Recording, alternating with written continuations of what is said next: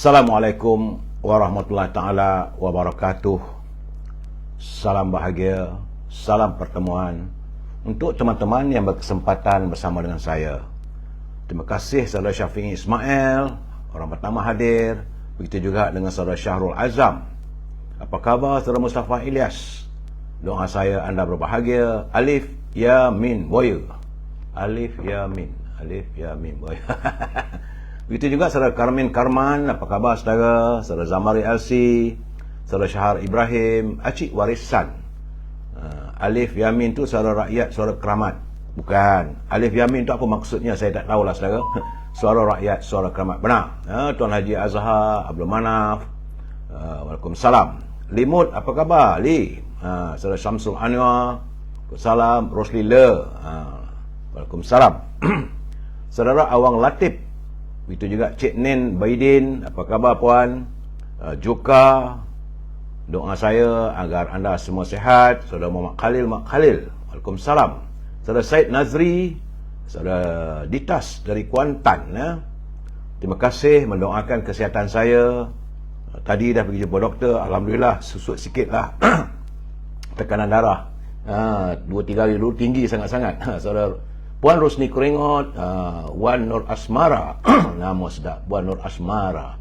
Saudara Zul Ramzul, Saudara Zul Ramzul, Waalaikumsalam. Kama Awang, Misni Jasmo, Azizul Mak Yusuf dari Bangsa.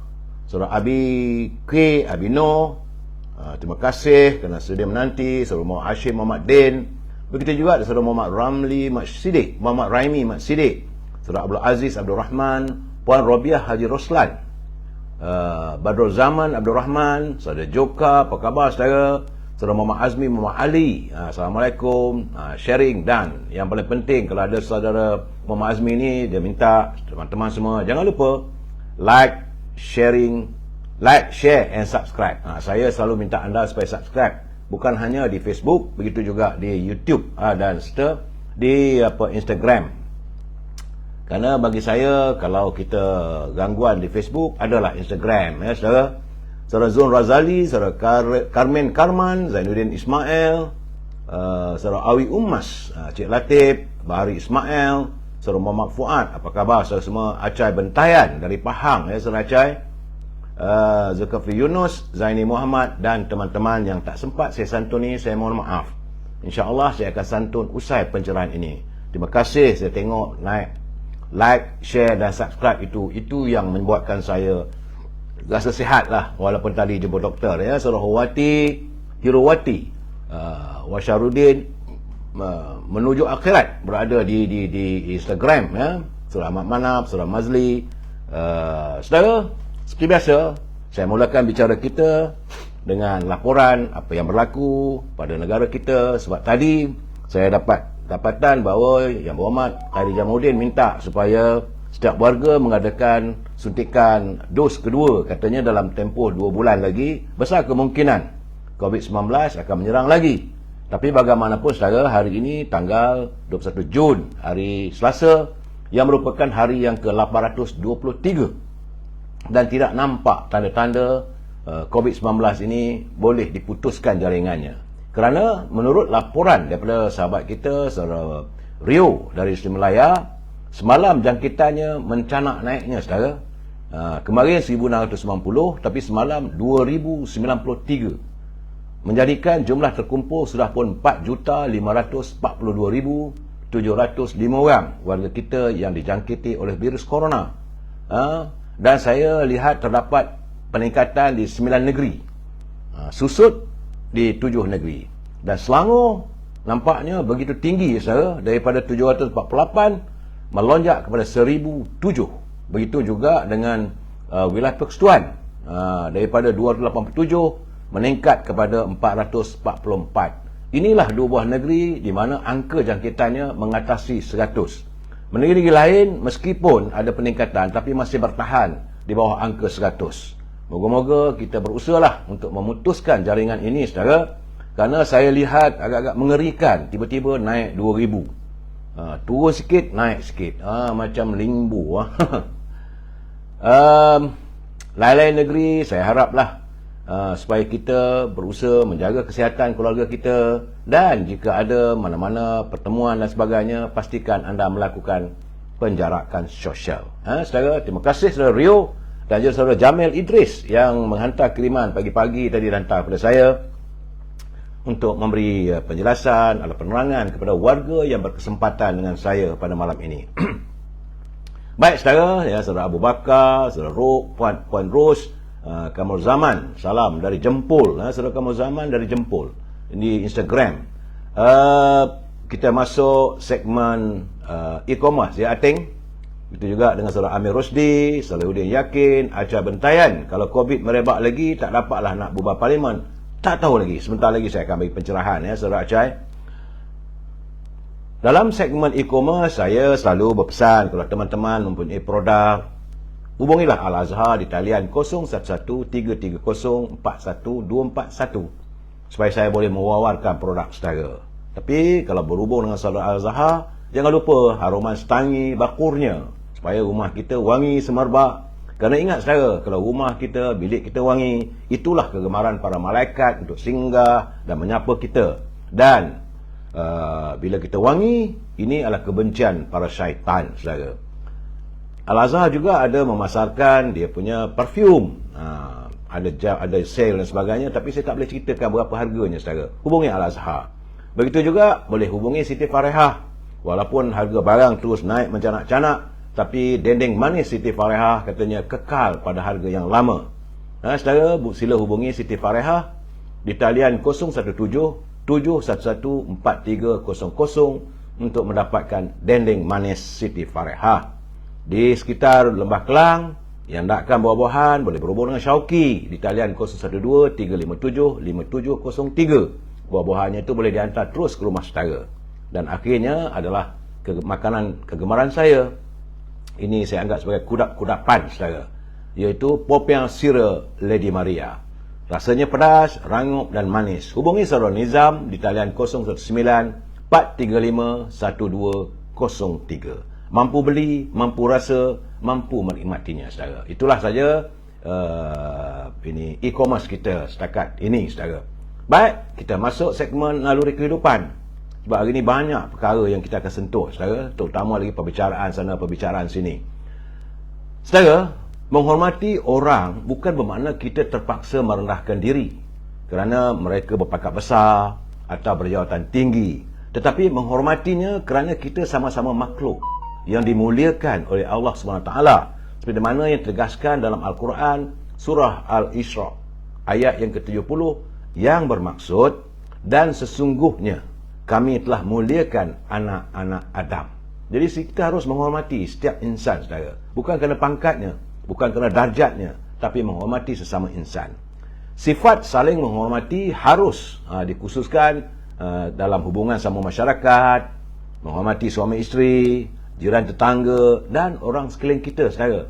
Sikap ini merupakan faktor utama yang diterapkan oleh Rasulullah SAW untuk menjamin kesejahteraan umat.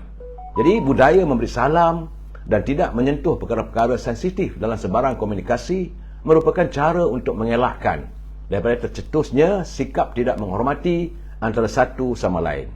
Jika perkara ini diketepikan, ia dianggap pencerobohan ke atas tembok persempadan hak seseorang. Saudara Muhammad Syarifuddin, saudara Romi. Bagi yang memiliki keimanan teguh, saudara, bukanlah satu perkara yang sukar untuk kita menghormati orang lain. Kita tidak perlukan wang ringgit untuk menghormati orang.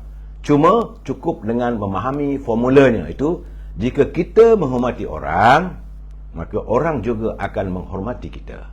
Tapi, jika kita tidak pernah hormat pada orang, bagaimanakah orang akan menghormati kita? Setelah fikir-fikirkanlah saudara.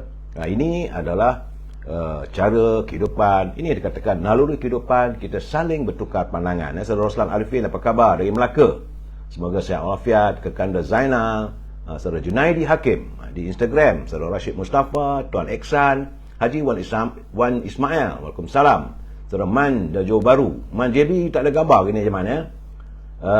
Saudara LC Service, terima kasih. Dia minta jasa baik kawan-kawan semua, tolonglah share katanya. Yang saya harap dari anda adalah share, subscribe dan likes. Itu saja, lain tak ada saudara. Saudara Ishak Makno, Tuan Ehsan Syauti. Selamat malam. Baik saudara, kita masuk segmen Mutiara Kata. Ini Mutiara Kata ni adalah pedoman dalam kehidupan kita saudara. Menurut Cikgu Hibil, dia kata mengeluh. Kalau kita mengeluh itu seringkali menjadikan diri kita berada dalam keadaan tertekan ataupun stres. Sebaliknya, jika kita bersyukur dan bersabar akan membawa kita pada jalan kemudahan. Jadi oleh itu saudara, jangan sesekali kita mengeluh. Ada duit ke, tak ada duit ke, sakit ke, saudara, ada musibah ke, mendapat berita yang menyedihkan, jangan kita mengeluh. Kerana itu semua boleh membawa kita dalam keadaan stres. Stres itu akhirnya tekanan darah tinggi. Macam saya stres 3-4 hari dulu. Akhirnya tekanan darah saya mencanak sampai ke 183. Doktor pun takut. Kerana menurut doktor saya tadi, dia kata kalau kita punya tekanan darah tinggi, itu merupakan the silent killer yang kita tak tahu. Tiba-tiba saja kita tumbang. Itu beliau berharap agar kita elakkan untuk memikirkan atau untuk mengeluh. Saudara, mengeluh seringkali menjadikan diri kita berada dalam keadaan tertekan atau stres. Sebaliknya, kita bersyukur dan juga bersabar. Ini juga akan membawa kita ke jalan yang kemudahan. Ingat itu saudara. Nak buat macam mana saudara, hidup kita ini sentiasa ada ujiannya. Ya saudara, use idras, Jalil Mairasa, Det Mahaziar. Saudara Yahya Abu Hashim, apa khabar Cikgu Yahya? Saya tengok, moga saudara sihat walafiat. Saudara Mamo, saudara Muhammad Rodin. Saya mengharapkan agar teman-teman saya yang seusia dengan saya supaya dalam keadaan sihat walafiat saudara. Jangan stres. Apa sahaja ujian yang kita hadapi, kita terimalah saudara, dan kita harus bersyukur. Ujian kesakitan itu untuk menghapuskan segala dosa-dosa kita. Jangan risau saudara. Kita berpeganglah pada saya, Allah SWT tidak akan meletakkan beban di atas bau makhluk ciptaannya itu dengan beban yang dia tak boleh pikul. Contohnya tak akan letaknya batu kip tu atas bau kita. Dia akan, ujian tu setaranya saudara. Dan kita cuba mengharapkan dalam keadaan hari ini, kita minta supaya pimpinan negara, sekarang je sekarang dah naik dekat ni, cuma jangan berbelanja tanpa had. Kerana kalau negara berbelanja tanpa had, kita akan muflis. Saudara Kamal Zaman, saudara mau live dengan saya tak tahu saudara. Saya minta maaf saudara Kamal Zaman. 2 malam ke 3 malam lepas, nak off pun saya tak kerti. Itu keadaannya saudara. Saya hanya tahu tekan live, down, jalan. Lain tak tahu saudara. Itu pun diset oleh anak-anak saya. Mereka lebih bijak. Malahan cucu-cucu kita lebih bijak saudara. Untuk bermain dengan alat cakra ini, mereka lebih bijak daripada kita. Ini mereka lah dalam dunia milenial mereka. Baik saya, tajuk bicara kita malam ini adalah jejak sang pendusta. Ini kenapa saya katakan jejak sang pendusta. Jejak sang pendusta, kita sabar dulu, kita santun dulu.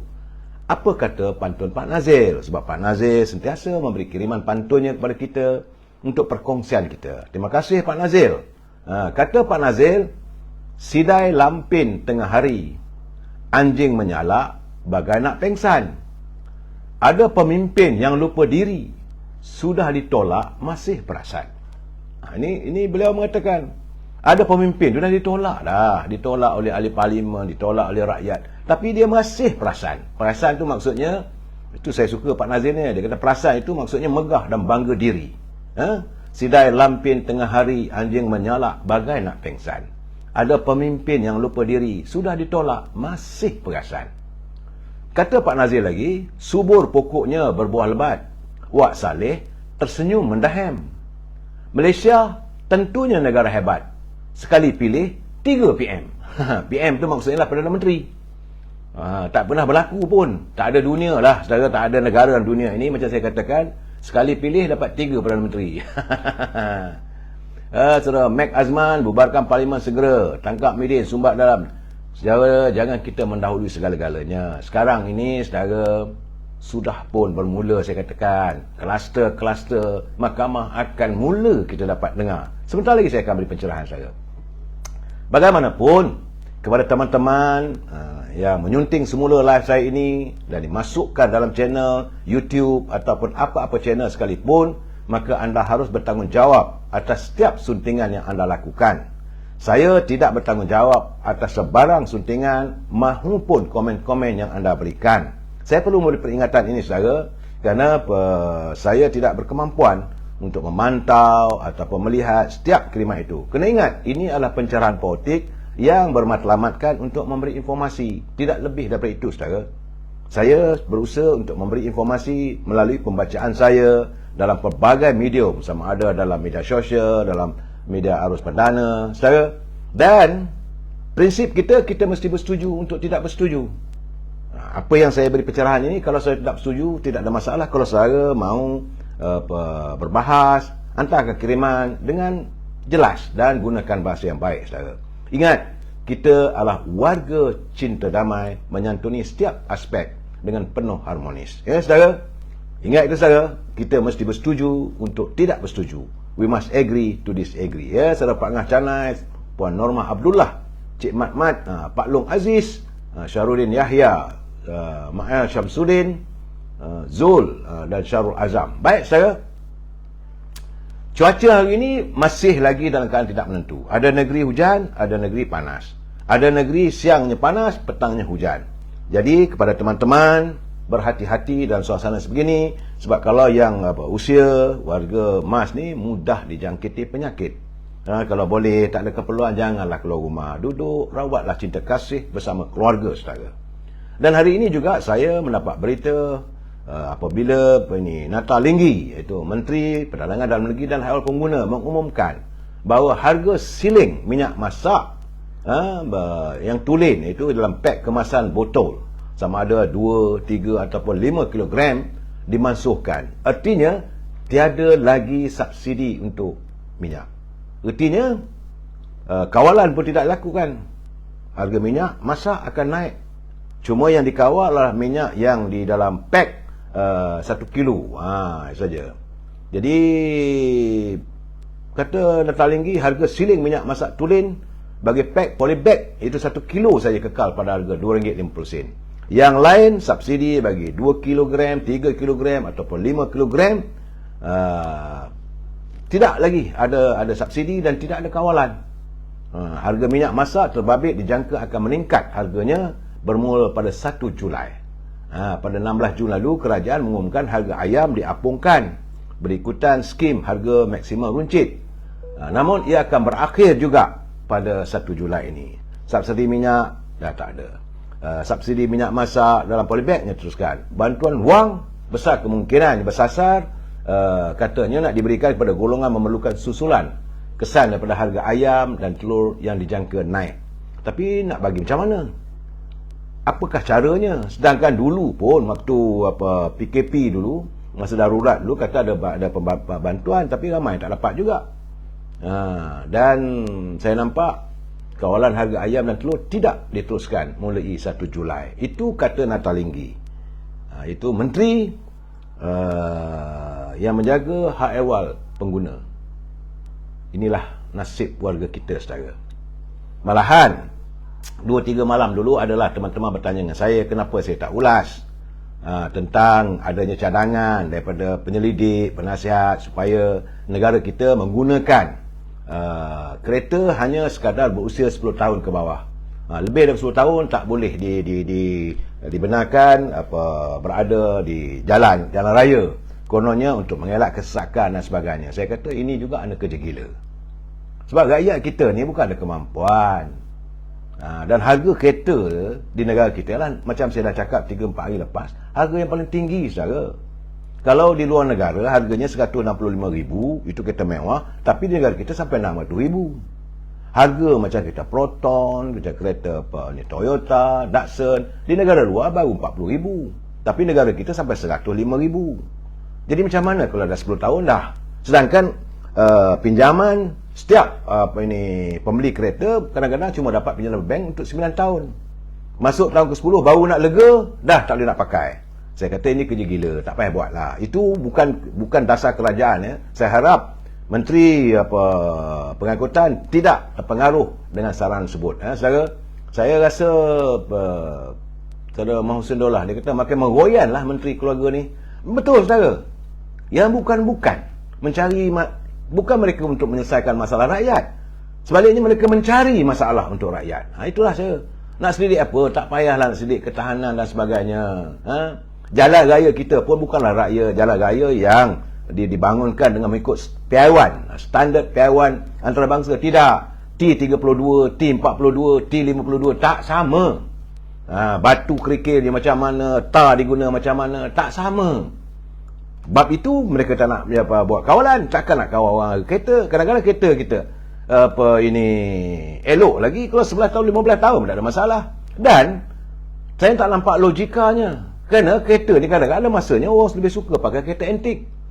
Bagaimana dengan untung nasib kereta antik? Ada kereta yang macam dulu Mercedes ke, BMW ke, Ford ke, yang di tahun-tahun pasca kemerdekaan dulu, ya orang nak pakai antik. Takkan tak boleh berjalan di jalan raya.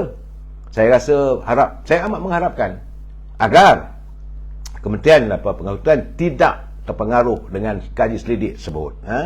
Itu kaji selidik yang mengarut bagi saya, saudara.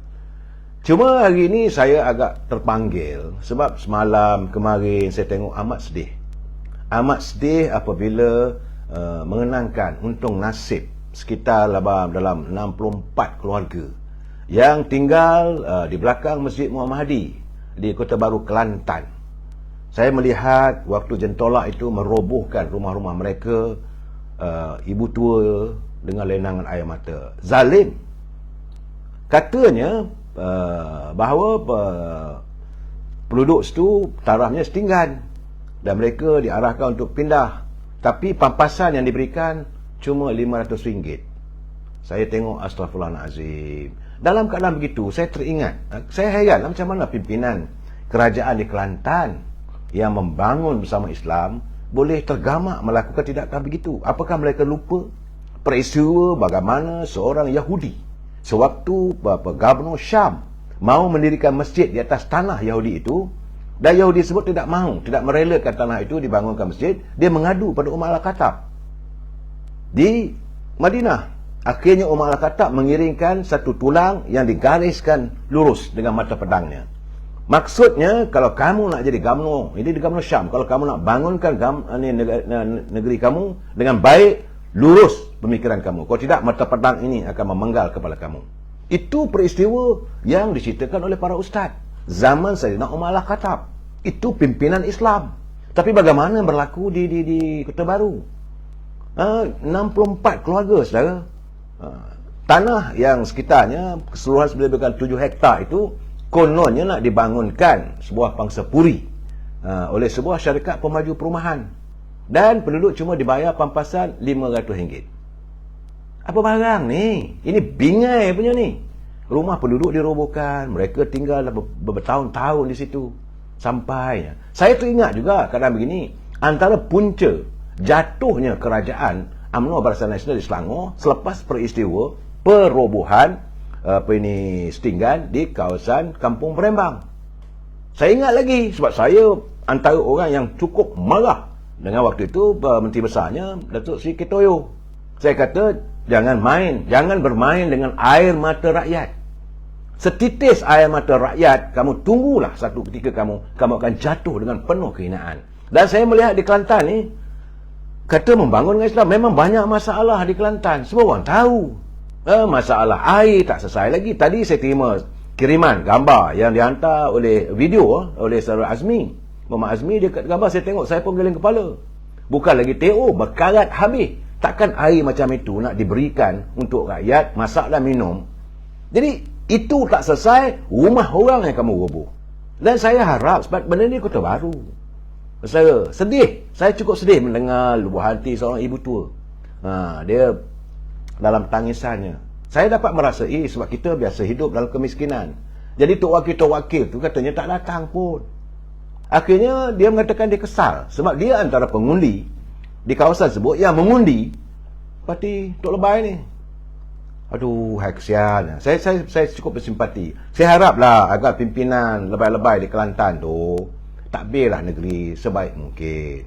Jangan pentingkan soal keuangan. Kalau benar-benar nak membangun bersama Islam, bangunkanlah betul-betul ikut sunnah yang dilakukan oleh baginda Rasulullah dan juga para khalifah terdahulu. Ini tidak. Kalau roboh kawasan itu, saya tengoklah macam mana seorang, saya ingat makcik tu lebih kurang usia dia dalam 70 tahun, 80 tahun. Dia menitiskan air mata, saudara. Dia kesal sangat-sangat rumahnya tu telah pun dirobohkan. Ini cucu saya nak masuk. Okey. Saya mengharapkan agar cucu saya ini tidak mengalami nasib sebegitu. Ini keadaan, saudara. Saudara Wan M. Bakri, itulah wajah sebenar kepimpinan PAS. Saya tidak mahu menuduh dan sebagainya, tapi bila saya lihat, memang saya tidak boleh menerima. Saya tidak boleh menerima gambaran ataupun berita bila melihat adanya rumah rakyat dirobohkan. Carilah jalan penyelesaian, berbincang. Nak bangun pun bangunlah, tapi sediakan tempat tinggal untuk mereka yang lebih baik. Mereka juga ada hak sentimental. Katanya pergi masuk mahkamah, tapi hukuman tidak menyebelahi mereka. Jangan kita ikut undang-undang dunia. Ingat, saudara, undang-undang akhirat. Saudara mungkinlah hari ini ketawa. Mungkin ada di kalangan mereka tu yang sama dengan pemaju ketawa. Merobohkan rumah. Tapi ingat, setitis air mata rakyat yang tumpah, anda akan menerima padahnya. Saudara Ditas Kuantan, dari dulu rakyat Kelantan dizalimi. Nak pergi haji pun kena belajar. Tak tahulah saya dalam keadaan begitu. Saya mak bersimpati ya. Saudara Mari, Saudara Eden, Art, moderator, dan Anti Ali. Saya harap dan saya juga berdoa, janganlah perkara ini berlaku pada keluarga kita. Tak kata orang lah, saudara. Memanglah anda sekarang berada di ajang kuasa. Anda menjadi esko, anda menjadi wakil rakyat. Anda tak dapat merasai kepedihan rakyat. Rakyat sudah susah sekarang ni. Lepas tu rumah dirobohkan pula. Dia nak tinggal di mana? Saya tengok wajah ibu tua itu merenung dengan penuh kesedihan. Tak tahu mana nak tinggal.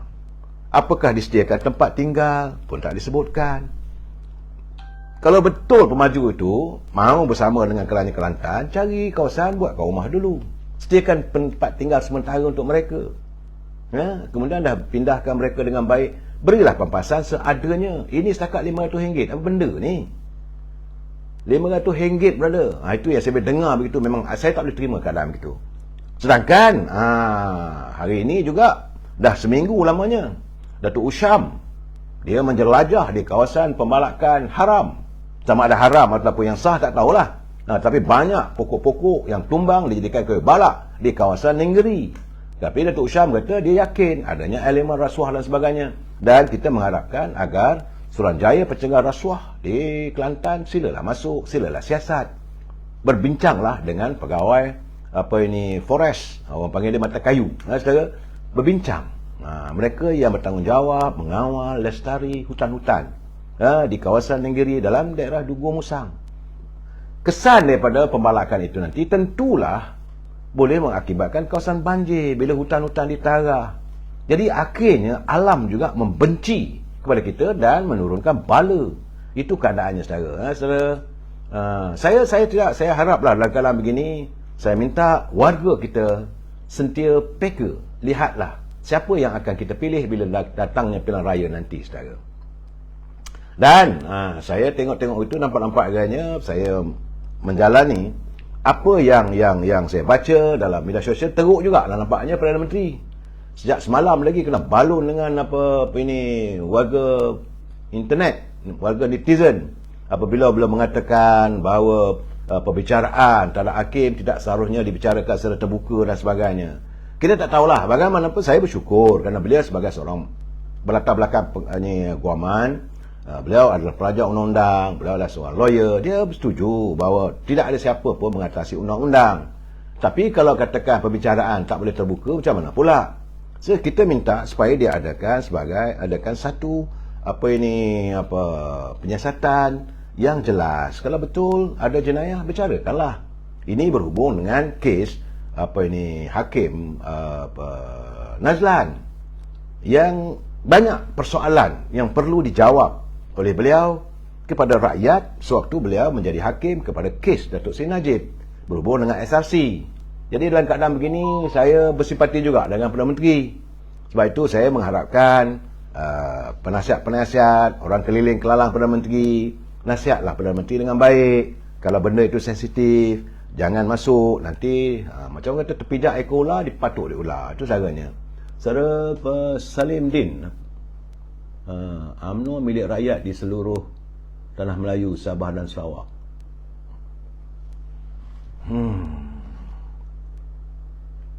Mana tadi? 50 tahun duduk tanah kerajaan.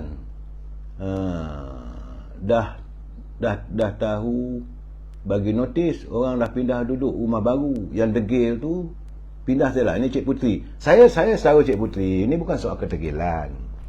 Betul, mereka duduk di tanah kerajaan. Tetapi ada elemen-elemen sentimental value. Mungkin dia dilahirkan di situ. Itu perlu ada diambil kira. Itu perlu dikira juga saya belajar juga undang-undang ni. Tapi masalahnya janganlah terus berunding. Dan paling penting, sediakan tempat untuk mereka berpindah. Ini dibayar RM500, itu persoalannya. Itu yang saya harapkan. Baik, saudara, kita malam ni banyak cerita pasal mahkamah ni. Cerita tiba-tiba saya dapat kiriman lalu daripada saya baca. Saya agak menarik catatan daripada Nurul Aisyah dalam MyKMUnet. Dan dia mempertikaikan, dia kata macam mana Tan Sri Muhyiddin berbohong tentang tarikh cuti untuk mengelak dirinya didakwa terima rasuah. Kata Nurul Aisyah, dia kata bukan perkara baru, bukan perkara luar biasa jika Tan Sri Muhyiddin berbohong mengenai tarikh beliau bercuti, kononnya sedang menjalani rawatan di luar negara pada salah satu tarikh pembayaran yang didakwa berlaku. Katanya itu sama dia lumrahnya. Jadi masihkah kita ingat bagaimana Tan Sri Muhyiddin berbohong mengenai isu Satu Malaysia Development Berhad, MDB. Dia bohong apabila mendakwa apa yang terkandung dalam laporan DOJ katanya adalah penemuan penyiasat ASA Amerika Syarikat, sedangkan ia bukan penemuan. Sebaliknya hanya syak wasangka berdasarkan aduan yang dilaporkan kepada mereka. Jadi bila beliau menyangkal dakwaan tersebut dengan alasan pada tarikh tersebut beliau menjalani rawatan di luar negara, maka keberadaan Tan Sri Muhyiddin semasa pembayaran yang didakwa dibuat oleh Alta Kiara Sdn Bhd sedang diteliti. Kerana dalam prosiding itu, David Tan Siong Soon, bekas pengurus pentadbiran Alta Kirana, ditunjukkan ledger syarikat dan diminta mengenal pasti beberapa akronim.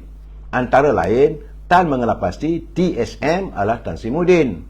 Dan Mahyudin, Menteri Dalam Negeri pada masa itu, dibayar tunai 1.3 juta yang dibahagikan kepada 3 bahagian. Pada 4 Jun 2018, RM300,000. 4 Julai 2018, RM500,000. Dan 23 Ogos 2018, RM500,000. Ini tulisan daripada dalam MKMU. Jadi, Muhyiddin adalah antara kumpulan pertama Menteri Kabinet Pakatan Harapan yang mengangkat sumpah pada 21 Mei 2018. Bayaran pertama, RM300,000 seperti yang dawatan berlaku hanya 14 hari kemudian, pada 4 Jun. Manakala pembayaran kedua berlaku iaitu RM500,000 dibuat pada 4 Julai.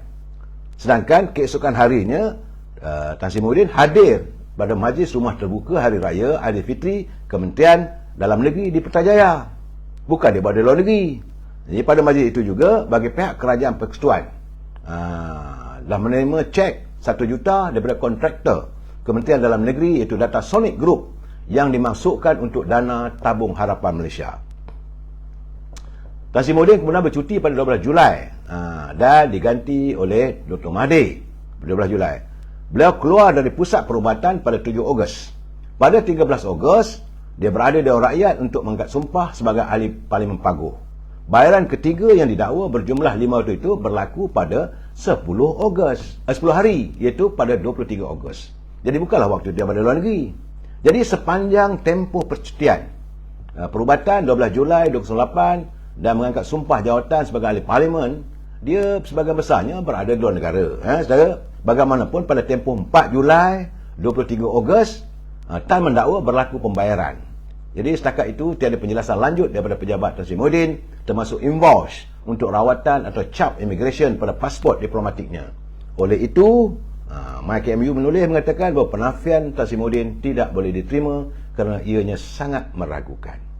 Itu keadaan sekarang, saudara. Bila sekarang ni saya dah cakap, 3-4 hari dulu pun saya dah beritahu, musim itu belum lagi kerajaan yang dominan mentadbir negara. Kalau dominan punya kerajaan yang tak ada lagi Parti Peribumi Bersatu, PAS pun tidak lagi dalam kerajaan, sama ada antara UMNO ataupun mana-mana parti yang dominan, saya rasa lebih ramai lagi kluster mahkamah, saudara. Pasti akan ramai lagi akan menjadi kluster mahkamah. Kerana ini edisi siasat, dia mempersoalkan. Dia kata siapa arahkan nama Tasimuddin and the gang digugurkan dari pendakwaan. Memanglah kedengarannya amat janggal apabila ahli parlimen Bagan, Lim Guok Eng, mempersoalkan kenapa Mahidin and the gang boleh terlepas dari pendakwaan kes rasuah Arta Kirana Sdn Bhd. Itu kata Lim Guok Eng. Jadi bagaimana SPRM boleh berlagak bahawa mereka tidak tahu tentang perkara itu? Sedangkan SPRM hanya menyatakan akan membuka siasatan selepas perkara ini didedahkan di mahkamah dan setelah mula dipersoalkan oleh orang awam. Jadi kerana itulah keadaan menjadi begitu kelang kabut lah sekarang, sir. Ini kluster mahkamah punya cerita, sir. Dan hari ini juga selain daripada Tasimuddin, nampak gayanya Khairi Jamaluddin pun tampil ke muka hadapan mengatakan bahawa dia tidak pernah menerima apa-apa bayaran secara peribadi. Jadi melalui media sinar melaporkan Menteri Kesihatan Khairi Jamaluddin menafikan pernah menerima sumbangan dana politik seperti yang dilaporkan dalam pembicaraan kes rasuah Presiden UMNO. Jadi sekiranya perlu, dia sedia memberi keterangan kepada pihak berkuasa. Dia kata saya tidak pernah terima apa-apa secara pribadi seperti mana yang dilaporkan. Pada 13 Jun lalu, bekas pengarah Arta Kirana Wan Quresh Shah Wan Abdul Ghani memberitahu mahkamah bahawa syarikatnya memberi sumbangan dana politik antara 50 hingga 200 ribu kepada Khairi Jamaluddin. Jadi kau jawablah sendiri nanti. Itu cuma sekarang ni saya menerima juga saksi. Apakah saksi itu berbohong? Kerana Tasimuddin, Hanifah Aman, Khairi Jamaluddin, mereka telah pun membuat kenyataan bahawa mereka tidak menerima apa-apa wang daripada Arta Kirana, saudara. Jadi persoalan sekarang ni, adakah saksi pendakwaan dalam pertuduhan ke atas Datuk Sri Zahid Hamidi telah berbohong dalam mahkamah? Adakah saksi pertuduhan Harry Lee berbohong? Adakah saksi pertuduhan Wang Quresh dan saksi yang ke-17 David Tan juga berbohong apabila mereka menyebut nama-nama ini antara penerima wang daripada Arta Kirana Sdn Bhd? Kalau mereka ini berbohong, maka mereka merupakan saksi yang tiada kredibel. Saksi yang tidak boleh dipercayai dan mahkamah tidak boleh mengambil kira keterangan saksi ini. Jadi apabila keterangan ini ditolak oleh mahkamah, maka mahkamah tiada pilihan lain. Perlu membebaskan Datuk Sri Zahid daripada tuduhan. Itu kaedahnya, saudara. Cuma sekarang ni yang anehnya, kenapa SPRM siasat nama lepas saksi ini dedah di mahkamah? Itu persoalan yang dilontarkan oleh Peguam Hanif Qatari. Soalan Hanif Qatari, dia kata SPRM sepatutnya menyiasat ahli politik yang dinamakan dalam pembicaraan rasuah kes di Malam Perdana Menteri Datuk Zahid Hamidi lebih awal, bukannya menunggu sehingga ia dibawa ke mahkamah. Menurut saudara Peguam Hanif Qatari, ini kerana individu itu dinamakan dalam ledger Arta Kirana Sdn Bhd yang merupakan bukti yang dikemukakan oleh pihak pendakwaan sendiri. Jadi bukankah ini bermaksud buku ledger Arta Kirana Sdn Bhd ini adalah antara barang kes yang sudah lama diperoleh oleh Suruhanjaya Pencegah Rasuah semasa siasatan awal kes ini? Maka isunya adalah mengapakah pihak siasatan SPRM pada masa itu tidak mendalami dan tiada siasatan ke semua nama-nama yang ada dalam buku tersebut. Saudara Hanif merupakan peguam yang berkaliber, saudara, tokoh guaman. Jadi dipersoalkan kenapa perkara ini cuma terdedah di atas soal balas peguam pembelaan dalam soal balas saksi pendakwaan yang ke-17. Jadi katanya aneh, pelik, dan ini perlu dijawab oleh SPRM. Dia bertanya, adakah SPRM akan menyiasat SPRM sendiri di atas pengakuan sukarela SPRM sendiri bahawa buku ledger UKSB yang ada dengan saksi pendakwaan sejak awal siasatan. Jadi saudara, dalam perkembangan lain, ahli parlimen Kepung pula, ini mendedahkan banyak persoalan, nampaknya saudara. Ahli parlimen Kepung Lip Eng turut menyoal mengapa SPRM hanya meneliti nama-nama itu sekarang. Bukankah David, itu Tan Siong Soon, saksi yang disediakan SPRM dalam pembicaraan rasuah Datuk Zahid. Mengapa hanya sekarang mereka mahu menyiasat menteri dan bekas menteri yang dikaitkan menerima wang daripada saksi? Atau SPRM tidak pernah mengetahui perkara ini? Jadi Tan minggu lalu telah memberi keterangan di Mahkamah Tinggi Kuala Lumpur dan memetik nama-nama selain Datuk Zahid. Ramai lagi lah. Nama antara disebut ialah Menteri Kesihatan Khadijah Mauddin, Menteri Perumahan dan Kerajaan Tempatan Rizal Marikan, Menteri Pertahanan Hishamuddin Hussein, dan Menteri Luar Negeri Hanifah Aman. Jadi USKSB juga adalah syarikat terlibat dalam pembicaraan rasuah. Saudara yang berhubung sistem visa luar negara. Rizal lah timbalan Menteri Luar ketika Datuk Seri Zahid menyelia VIN ni dalam kapasitinya sebagai Menteri Luar Negara. Dalam keadaan begini nampak gaya saudara, berbolok-bolok lah. Saya tak tahulah apa nak jadi negara kita, dan nampaknya sudah, bagi saya sudah bermula era mereka yang selama hari ini menuduh pimpin UMNO itu kluster mahkamah, sekarang mereka juga adalah calon kluster mahkamah. Antaranya termasuklah hari ini bermulanya perbicaraan Syed Saddiq. Syed Saddiq juga pernah mengatakan bahawa hari ini semua dia orang kluster mahkamah, dan tiba-tiba hari ini beliau telah pun dihadap ke mahkamah. Tapi permulaan perbicaraan itu agak tegang lah saudara, apabila peguam bela membantah keterangan saksi pendakwaan kerana didakwa cuba memburukkan imej anak guamannya. Ini laporan daripada Parlimen, daripada mahkamah. Sebaik prosiding bermula jam 9.40 pagi, Timbalan Pendakwa Raya Datuk Wan Syahrudin Wan Ladin memanggil saksi pendakwaan pertama, itu Pegawai Penyiasat Suruhanjaya Pencegah Rasuah Muhammad Taufik Awaludin, untuk memberi keterangan. Bagaimanapun, Peguam Syed Saddiq lah Gobing Sindiu yang mewakili Syed Saddiq membantah keterangan itu. Jadi adalah perbalahan dan sebagainya. Bagaimanapun, ini melibatkan pecah amanah, dan juga pengubahan wang haram. Kerana perbuatan itu dilakukan di CIMB Bank Berhad, Menara CIMB KL Central, dan pada 6 Mac 2020 mengikut Seksyen 406 Kanun Siksaan yang membawa hukuman maksimum penjara 10 tahun sebat dan dikenakan denda jika sabit kesalahan. Bermula saya lihat juga, sekarang nampak bila dah masuk ke mahkamah mula terdedah macam-macam.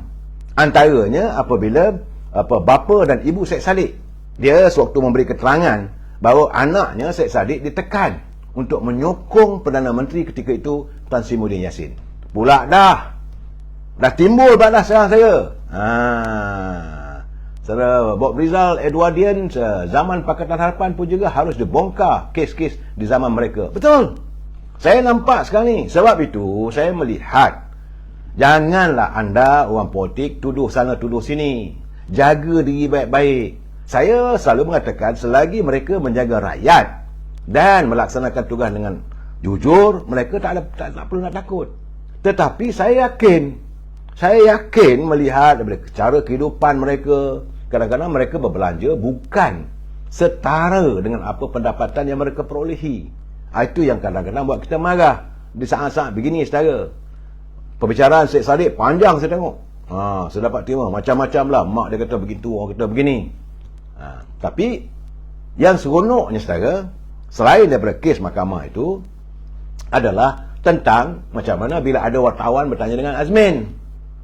Ini catatan daripada Tuan Carlos. Dia kata bila bertanya dengan Azmin, apakah dia benar berjumpa dengan pimpinan Parti Keadilan di Sheraton. So Azmin jawab, dia kata dia tak ingat. Menteri Perdagangan Antarabangsa dan Industri Azmin Ali berkata jalur hariannya yang sibuk menyebabkan dia tidak dapat mengingat hotel mana dikunjungi dan siapa yang ditemuinya pada minggu lalu. Sibuknya. Jadi dia kata bila orang tanya pertemuan you di Sheraton, dia pun kata Sheraton hotel. Dia kata saya pergi banyak hotel, saya tidak ingat hotel yang mana. Katanya sebagaimana yang dipetik daripada Malaysian Gazette. Dia dah mula mengelak. Tetapi walaupun besar kemungkinan ada berlaku pertemuan itu, majlis pimpinan tertinggi Parti Keadilan malam tadi telah membuat keputusan bahawa mereka tidak akan sama sekali mengizinkan Azmin Ali menyertai kembali Parti Keadilan. Artinya pintu untuk Azmin Ali untuk masuk semula ke dalam Parti Keadilan tertutup rapat, terkunci. Tak ada dah. Walaupun ada rundingan berjumpa, bolehlah berjumpa. Semua ini saudara, saya melihat adalah gambaran bahawa pilihan raya sudah semakin hampir. Dah bercerai apa semua tu. Dan saya melihat gini, apabila DAP pun dah mula membalun dah jadi. Kita selama hari ni kita kata sudah-sudahlah. Tok Lebay. Jangan kita asyik nak balun orang ni tak betul, orang ni tak betul. Hari ini tiba-tiba pengerusi parti DAP Lim Guok Eng, dia kata PAS jangan berangan untuk membentuk kemah besar bersama DAP dan sekutunya. PAS jangan nak berangan mau membentuk kemah besar. Kita sendiri pun tidak pernah berhubung dengan mereka. Dan DAP sendiri tidak setuju untuk membentuk kemah besar dengan golongan pengkhianat tebuk atap. Kan malu sendiri. Sekarang ni dah kena balun. Macam-macam kena serang. Saya tak mau bercakap lah. Saya kalau bercakap benda itu buat apa. Cerita yang buruk saja. Tetapi saya melihat bahawa tidak ada kemah besar yang memungkinkan untuk UMNO berhadapan dengan satu parti saja. Tidak. Getinya kemah besar antara Pakatan Harapan, Perikatan Nasional dan UMNO Barisan Nasional. Itu sekurang-kurangnya 3 corner fight. Tapi saya melihat besar kemungkinan 4 corner fight. Kerana saya juga mendapati perbincangan malam tadi antara pimpinan tertinggi Pakatan Rakyat, Parti Keadilan, mereka juga akan bertanding secara solo. Kalau itu berlaku, UMNO Barisan Nasional satu, Keadilan satu parti, Pakatan Harapan antara DAP dan Amanah dan Parti Perikatan Nasional. Itu antara Parti Peribumi Bersatu, PAS dan Parti Gerakan. Bersemarak kali ini saya. Cuma yang saya amat mengharapkan, dalam keadaan begini tak payahlah nak tuntut lagi. Sebab saya dapati bahawa Tan Sri Muhyiddin tetap dengan tuntutannya mahukan supaya Zuraidah digantikan dengan ahli parlimen daripada PBM. Benda dah lah. Berapa hari lagi nak pilihan raya? Saya rasa yang amat bawa Perdana Menteri tak payah layan lah tuntutan daripada PBM ni. Mereka lain tak ada. Saya katakan mereka matlamatnya lain tak ada untuk mengejar jawatan. Sebab tu saya tengok juga, saya dengar juga video macam mana ada wartawan berhubung melakukan wawancara dengan Sisa Agung Parti Peribumi Perikatan Nasional, Datuk Hamzah Zainuddin. Dia punya cakap memanglah kita faham. Bila dia kata mana kata UMNO kuat. Kerajaan Pulau Pinang bukan UMNO, Kerajaan Kedah bukan UMNO, Sarawak bukan UMNO, Sabah bukan UMNO, Selangor bukan UMNO, Negeri Sembilan bukan UMNO, wilayah Persekutuan bukan UMNO, Kelantan, Terengganu, retinya 9 negeri bukan kawalan UMNO. Macam mana kata UMNO itu tak kuat? Memang kuat katanya. Mereka begitu yakin bahawa UMNO tidak mempunyai kekuatan. Tunggulah. Sebab itu kadang-kadang saya merasakan Datuk Ismail Sabri kena jawab persoalan ini, bubarkan parlimen. Sebab rakyat dah tak sabar nak mengajar mereka. Dan kenyataan-kenyataan begitu membuatkan kita tak bakar hati kita. Kita sedar diri. Warga UMNO sedar diri. Kita kalah. Tapi jangan kata kita tak kuat. Akar umbi sekarang ni tengah mencengkam. Cuma dalam keadaan begini, Yang Amat Perdana Menteri kena sedar. Jangan diizinkan berterusan. Kalau tunggu lagi 5-6 bulan, keadaan bertambah parah. Datuk Seri Sabri kena ingat. Dalam keadaan begini, saya khawatir beliau akan menghadapi. Saya dapat terima kiriman daripada kawan saya. Dia kata mungkin selepas 31 Julai nanti, kalau tidak ada pilihan raya, maka Perikatan Nasional mungkin mengambil tindakan keluar daripada kumpulan kerajaan keluarga Malaysia ataupun membuat usul uji tak percaya. Dalam keadaan begitu, Datuk Ismail Sabri terpaksa berhenti. Nak minta bantuan daripada parti-parti lain tak ada. Jadi jika itu berlaku, Perdana Menteri Datuk Ismail Sabri akan hilang status sebagai caretaker Prime Minister ataupun Perdana Menteri sementara. Dan waktu itu juga UMNO Barisan Nasional tak boleh nak mengatakan bahawa ini kerajaan, kita berada dalam kerajaan yang sementara. Tak ada. Terpulang pada Agung.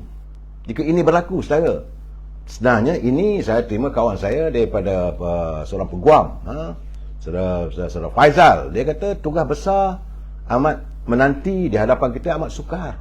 Kerana bagaimana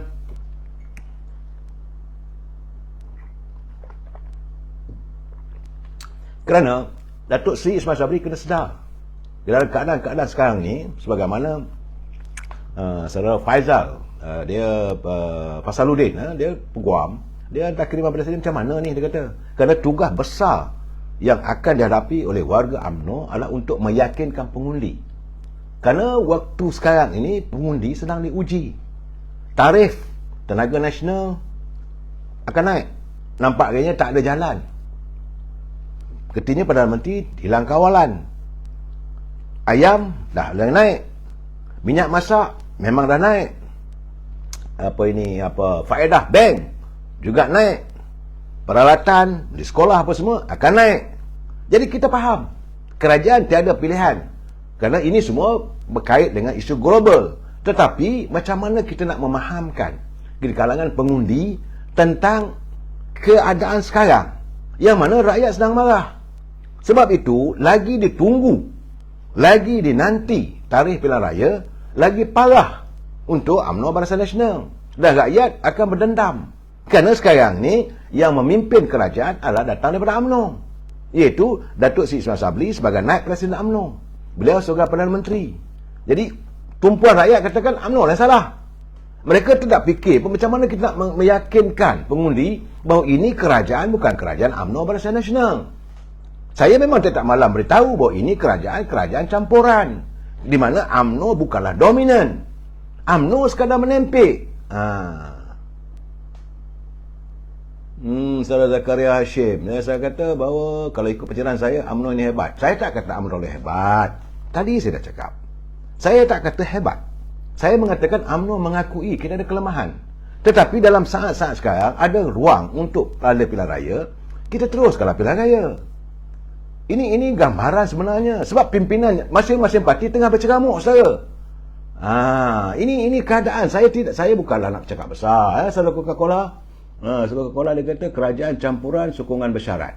Boleh cop kuota menteri. Saya melihat sebenar-benarnya kalangan menteri-menteri yang ada ini bukan dari kalangan UMNO. Mereka seolah macam nak sabotage. Sebab menteri-menteri ekonomi bukan datang daripada UMNO. Menteri Kewangan bukan datang daripada UMNO. Walaupun sekarang dah mengakulah diri sebagai ahli UMNO. Menteri Perdagangan Dalam Negeri dan Hewan Pengguna bukan dari UMNO. Menteri Pertanian bukan daripada UMNO. Menteri Perdagangan Haiwan Pengguna bukan UMNO. Jaja Ekonomi bukan UMNO. Mereka seolah berdendam dengan UMNO. Jadi tindakan mereka, apakah mereka mahu melakukan sabotaj? Bila saya melihat barang sudah naik. Sebab itu saya agak lega apabila melihat sudah naik kluster-kluster mahkamah. Supaya paling tidak pun rakyat faham bahawa mereka bukanlah yang bersih. Mereka bukanlah sesuci embun pagi yang mahu mengatakan pemimpin UMNO ni semua korup. Pemimpin UMNO ni semua penyangap. Pemimpin UMNO ni semua pencuri, penyangap, perompak, penyamun. Dan akhirnya mereka mengatakan UMNO itu parti dan nak kelongkang. Tak apalah, kita terima cabaran itu. Saya yakin warga akar umbi UMNO akan bekerja keras. Jadi sebab itu saudara Syakawi Said dia kata mana tadi, memang sengaja dilambat-lambatkan PRU 15 untuk pastikan BN tak menang besar. Saya tak tahu. Sekarang ni rakyat sudah mula merencana, berfikiran macam-macam. Sebab itu saya katakan yang bawa Perdana Menteri eloklah disegerakan. Memang sekarang ni kita tahu, dulu yang dia Sri Paduka Baginda Tuan Agong masih kering, kita faham. Tapi dengan doa dan harapan kita, dulu yang dia segera kembali pulih. Sedekala kita segerakanlah pilihan raya ini. Nak tunggu buat apa lagi? Lagi ditunggu, lagi mencengkam hati rakyat. Dan akhirnya kita lebih teruk. Coca-Cola, kerajaan campuran sokongan bersyarat. Sebab itu mereka melakukan sabotaj. Saya yakin benda itu berlaku. Tapi nak tuduh itu ni tak perlu. Tapi kita tengok keadaan. Tidak ada logika. Saudara tengok, saudara. Saya bagi contoh. Bukanlah kita nak mendewakan kerajaan negara luar, tidak. Tapi macam di Singapura, pimpinan Menteri Kewangannya menyediakan 1.5 bilion untuk membantu satu pakej untuk menyelamatkan warganya dalam menghadapi kesan kemelesetan, kesan inflasi dunia. Singapura. Kita di mana? Di Singapura kalau dia kata dia pakej bantuan tu dapat semua. Tak ada yang tertinggal. Tapi di negara kita ni katanya dulu macam dululah ada 600 bilion. Kemudian 120 bilion apa semua. Ransangan ekonomi. Banyak syarikat-syarikat yang akhirnya terperak, terlingkup, yang disiarkan muflis. Beratus ribu syarikat orang kita sebab bantuan tak sampai. Tapi macam di Singapura, mereka lakukan dengan penuh keikhlasan. Saya lihat benda corak inilah sepatutnya dicontohi. Tapi apa Menteri Ekonomi buat? Sebab itu sekarang ni secara Mikomo, baguslah Menteri PBM tu sabotah PM. Padan pun muka sebab degil nak berubah segera. Saya benarnya saudara, saya menerima banyak kiriman. Kadang-kadang saya bersempati dengan Datuk Ismail Sabri. Cuma saya hairan kenapa beliau tak terfikir bahawa sekarang ini apa yang beliau lakukan ada kalanya lebih banyak merosakkan parti pimpinannya. Suka tak suka, beliau adalah antara pimpinan tertinggi.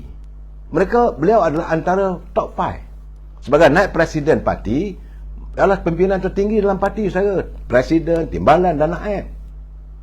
Tapi kenapa mengizinkan suasana sebegini? Saya tak tahu apa nak ditunggu, apa nak ditakut dengan PPM. Kerana masih lagi nak menyantuni tuntutan PM.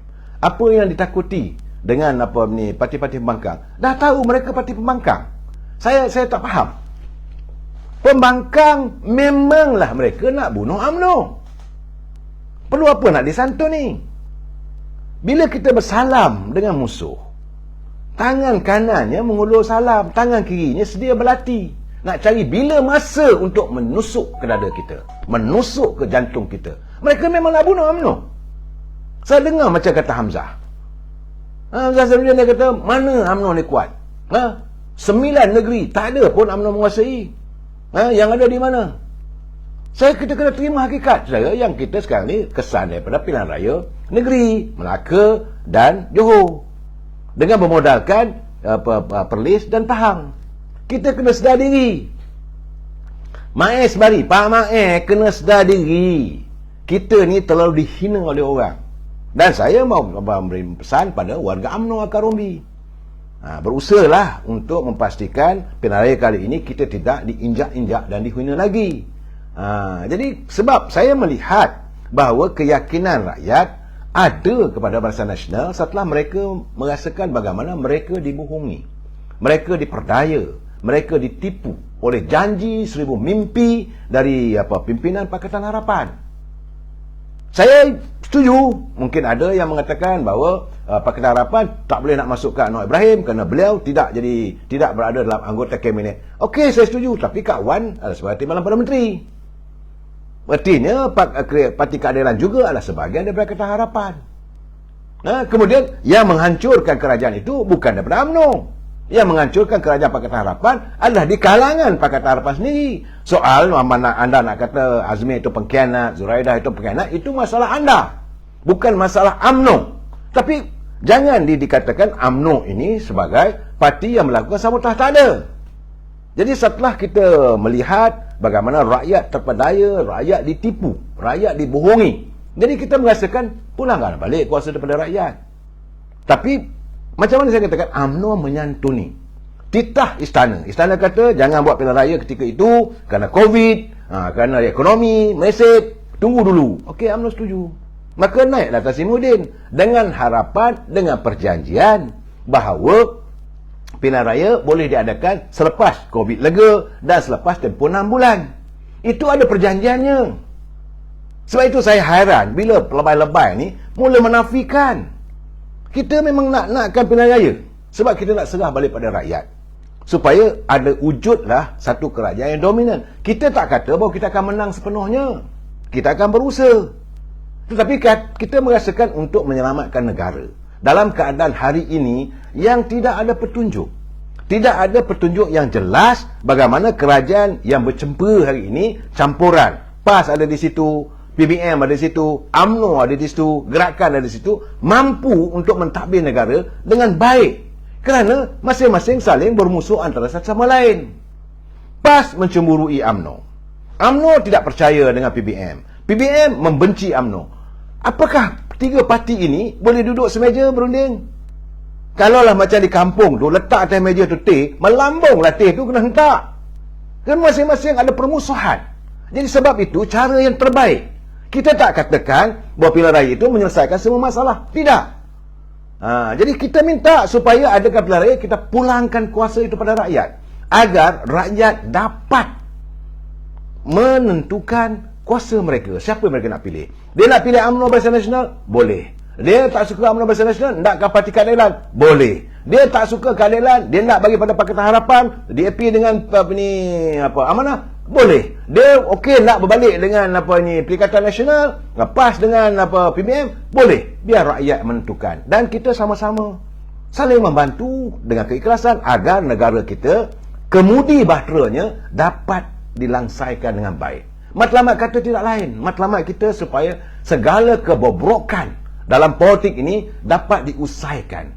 Saya dah cakap berapa malam lagi, saya dah bagi tahu bahawa selepas pilihan raya ini, rakyat juga menanti sebab akan hadir calon-calon kluster mahkamah yang selama ini mereka mungkin berada di persekitaran Anjung Kuasa Seri Perdana. Kita bincang lagi malam esok. Wabillahi taufiq wal hidayah. Assalamualaikum warahmatullahi taala wabarakatuh. Selamat malam.